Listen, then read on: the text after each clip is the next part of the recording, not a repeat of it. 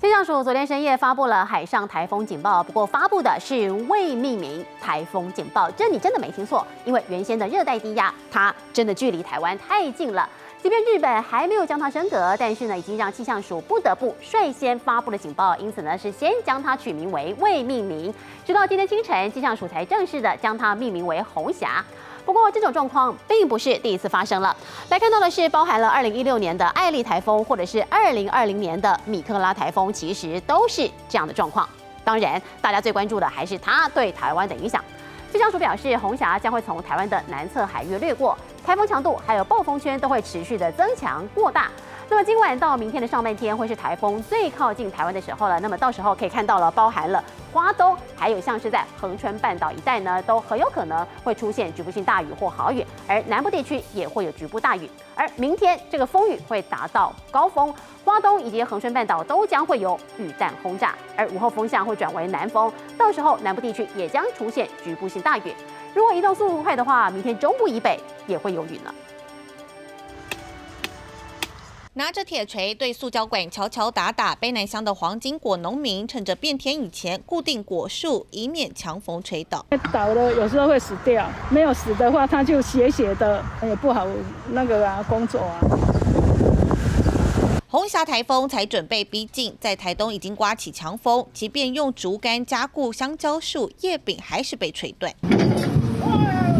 台东海岸边狂风怒吼，开始掀起长浪，暴风圈正式抵达之前，紧急投放消波块。它的中心强度从过去的18公尺每秒增强到20公尺每秒，它的7级风的暴风半径也从60公里扩大到80公里。在台风最接近的过程当中的话，会对东南部地区然后高屏地区带来大概8到9级的强风，恒春半岛大概会有10级的强风，兰屿绿岛也会有10级的强风。红霞台风向西北西移动过程强度持续增强，24号晚上到25号白天最靠近台湾，在巴士海峡、台湾海峡南部以及东沙岛海面都将出现2到3公尺浪高，金门跟恒春半岛零星几率达到停班课标准。包含花东、恒春半岛要注意局部大雨或豪雨，南部地区可能会有局部大雨出现的情况。如果这台风移动速度相对比较偏快，带来南风比较明显，如明天的中部以北地区的午后雷阵雨的范围可能会相对比现在预估的稍微再广一点，稍微再多一些了。而特别的是，原先第12号台风尚未正式命名，气象署23号深夜率先升格为轻台，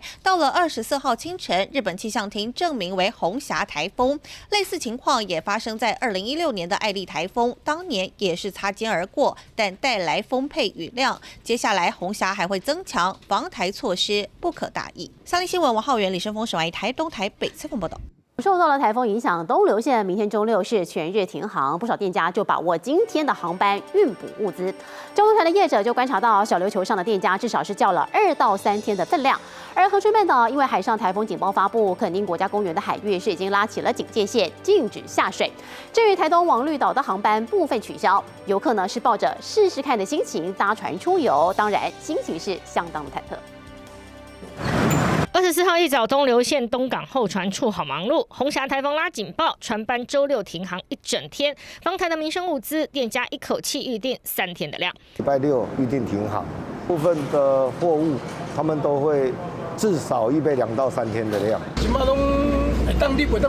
台风影响海面上的风浪大，船只只能进不能出。对于观光客来说，心情很忐忑。我们本来礼拜6要去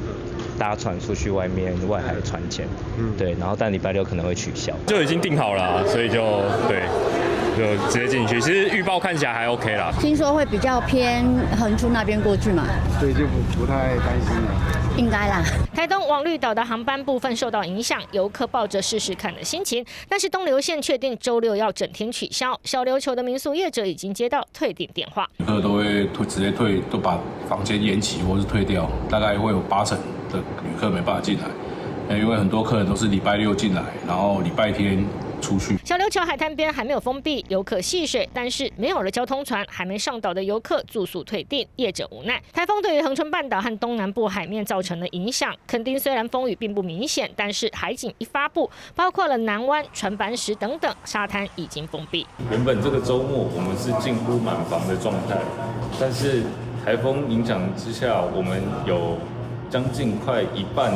的客房做了延期的动作。台风要来，团体举办的活动喊卡，饭店被取消100人订房。红霞逐渐靠近台湾，影响最大的时间就是观光业者最忙碌的周末。业者感叹生意恐怕冷清，但是只能先加强防台。三立新闻朱俊杰、朱以荣综合报道。针对红霞台风，气象署持续发布海上台风警报。我们来听气象署的最新说明。而从它中心的对流可以看起来，它的结构相当的扎实，它的强度也比过去来得好，所以它的中心强度从过去的18公尺每秒增强到20公尺每秒，它的7级风的暴风半径也从60公里扩大到80公里。我们预估它未来持续向西北西移动的过程当中，它的强度还是会持续增强，暴风半径还是会持续的扩大。也由于它持续向西北西移动的过程当中，它未来即将影响到巴士海峡、东沙岛海面、台湾海峡南部，因此我们要提醒在这附近的航行作业船只务必要严加戒备，尤其在台风近中心附近的浪高可以来到4公尺到6公尺左右，请大家一定要特别小心的。而从卫星图上面可以看到，距离台风中心附近的对流相对来说是比较旺盛、比较密集的。而在台湾附近的云量来说的话，今天整体来看的话，这都是属于比较偏向绿色这种色阶的云量正在接近台湾，因此都是相对来说云偶尔有点比较偏多的情况，在西半部地区大概可以维持多云到晴的天气，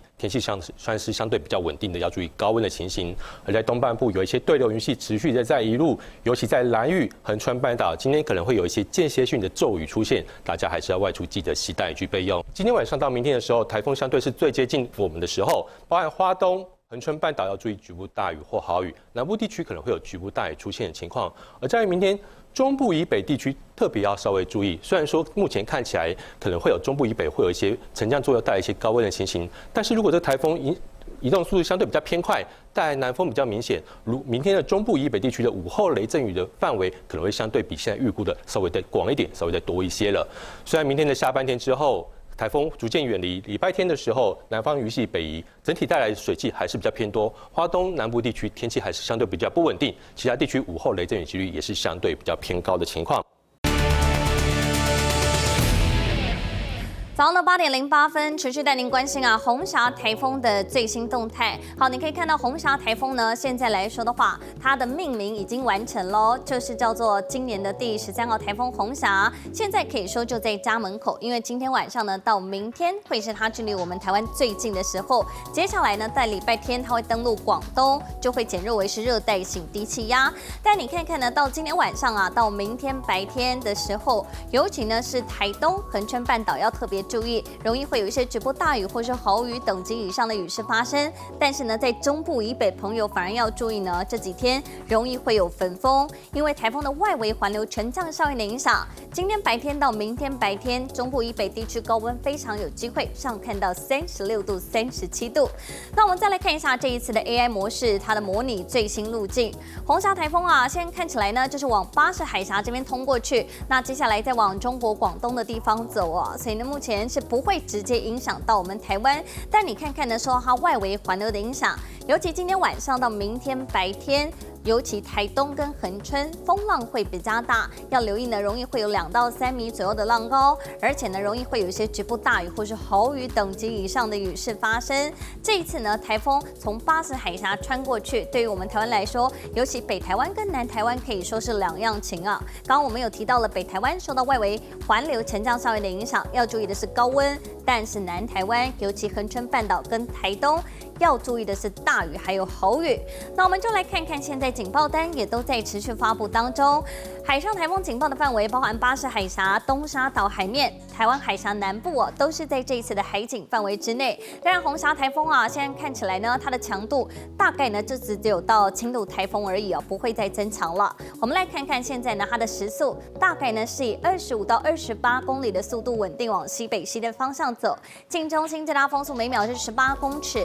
，7级风暴风半径呢大概是只有60公里而已。它现在的最大强度大概就是一个轻度台风。所以气象署也说了，如果说要发布陆上台风警警报几率是很低很低的。但是呢，尤其今天晚上到明天白天，南台湾的雨势我们还是要特别注意。就来看一下这几天降雨方面的最新趋势。今天白天受到外围环流的影响，东半部地区容易会有一些局部飘雨。今天晚上到明天白天呢，尤其花莲、台东、恒春半岛要注意，容易会有大雨或是豪雨。那我们一再提醒哦，中部以北呢，反而要留意的是焚风，因为外围环流沉降效应的影响，中部以北呢容易会有36度到37度的高温。那至于到礼拜天，这个台风已经走到了中国，减弱为热带性低气压，但是还有一些残存的水汽。另外呢，再加上南风，礼拜天开始到下个礼拜2、礼拜3，南台湾朋友、恒春半岛还有台东要特别注意，也容易会有一些局部阵雨到局部飘雨发生的机会。这样的雨势呢，看起来会一路下到下个礼拜2到下个礼拜3。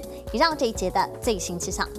这么突然，昨天晚间呢，一度说这个台风要生成，瞬间这警报又发了，接下来要怎么影响台湾呢？马上把时间交给佑荣，佑荣早安。早安，各位观众朋友，大家早安。确实啊，现在红霞台风的海上台风警报正在发布当中。那我们也提醒大家哦，虽然说今天白天看起来天气状况还不错，但是呢，到了今天的下半天，尤其呢，恒春半岛还有台东就要开始变天喽。那我们先来看到的这个实景画面是在台北市的象山，早上的7点半啊，现在时间台北市高温来到了28度到29度。那今天尤其北台湾要特别注意哦，因为是处在台风外围环流沉降效应的影响之下，今天北台湾的高温反而有机会哦，可以上看到36度到37度左右。但是呢，今天到了下半天，尤其恒春半岛跟台东就要特别注意了，非常有机会受到台风外围环流的影响。那我们就来看一下这一次红霞台风它的最新路径。你可以发现呢，它在今天晚上啊到明天一整天最靠近我们台湾。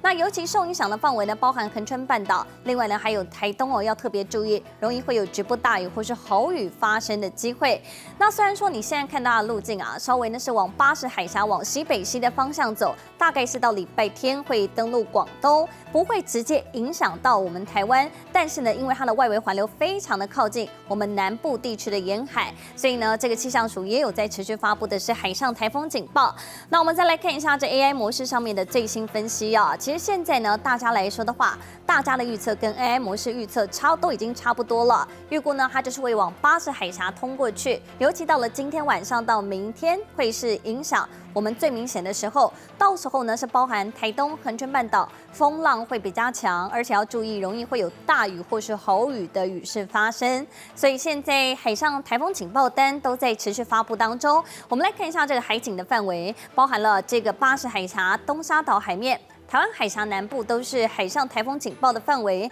但红霞台风啊，现在来说的话，它的强度大概就维持在这样了，大概呢就是轻度台风啊，近中心最大风速每秒呢大概是只有18公尺而已，7级风暴风半径60公里。那现在呢时速大概是25到28的速度，持续呢往西北西的方向走。海上台风警报正在发布当中，但陆上台风警报发布机会非常的低。但是还提醒大家，这几天呢尽量不要去海边，因为海边的风浪也会稍微比较大。降雨方面的影响，尤其是在今天的下半天到明天一整天。好，你可以发现呢，到了今天白天，东半部雨势稍微增加，当然北台湾是处在背风侧，所以呢，反而要注意的是焚风的问题。到了今天晚上到明天一整天，花莲、台东、恒春半岛会受到外围环流的影响性，出现一些局部大雨或是豪雨，但是中北部呢依然是处在背风侧，所以要注意容易会有焚风的发生。尤其呢到了明天，中部以北地区高温依然有机会上看到36度到37度。到了礼拜天，台风远离，但是呢有一些残存的水汽，另外呢再加上南风持续在吹，所以恒春半岛还有台东，从礼拜天开始一路到下个礼拜2、礼拜3，这样的降雨呢都还会持续下去。以上是这一节气象，再把时间还给嘉伟。好，谢谢佑荣。不过昨天啊，还没有受到台风影响之前，是24节气之一的大暑啊，高温可能不止让人受不了，让动物也变得很毛躁。在中国上海呢，医院就发现近期以来，在夏天期间呢，狗狗受伤的就诊啊数量增加了3成，很可能跟高温啊、宠物情绪呢过度起伏有关。中国有民众因为遭到社区的流浪猫抓伤，赶紧到医院施打狂犬病疫苗。也有人表示，平常温驯的自家柯基犬，最近竟突然咬伤主人。吃了开心了，开心嘛，它那个腿甩起来了，我这个手没拿掉，当时没出血，白的，后来我挤出血来了。上海普陀区一家医院表示，进入高温季节之后，犬伤门诊量增加约30%，平均每天门诊数超过100人，因此推测与高温影响动物情绪有关。医师提醒，许多人都是抵达医院后才开始处理伤口，但其实黄金处置时间就在受伤当下。最好是立刻呢，就是在找一个有水的地方冲洗，自来水就可以了。要冲15分钟，冲的时候呢，用肥皂再洗一洗这个伤口。